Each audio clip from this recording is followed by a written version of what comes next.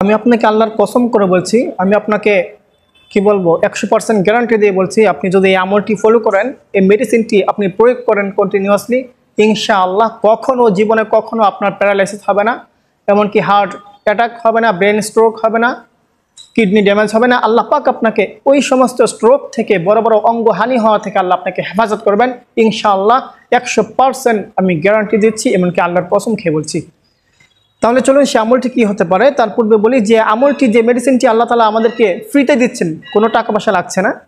এটা যদি এমন কোন মেডিসিন ডাক্তাররা বের করতে পারতো গবেষণার মাধ্যমে, যে মেডিসিনটি প্রয়োগ করার মাধ্যমে মানুষ সারা জীবনের জন্য সমস্ত অঙ্গহানি হওয়ার হাত থেকে হেফাজত পাবে, স্ট্রোক হওয়ার হাত থেকে হেফাজত থাকতে পারবে, তাহলে মানুষের কোটি কোটি টাকা খরচ করে হলেও সেই মেডিসিনটি প্রয়োগ করত। কিন্তু আলহামদুলিল্লাহ, আল্লাহর কি মহিমা, আল্লাহ পাক আমাদেরকে সেই মেডিসিনটি ফ্রিতে দিয়েছেন। মাত্র একটা আমলের মাধ্যমে আল্লাহ পাক সমস্ত অঙ্গহানি হওয়ার হাত থেকে হেফাজত করবেন। সুবহানাল্লাহ। তাহলে চলুন সেই মেডিসিনটি কী হতে পারে।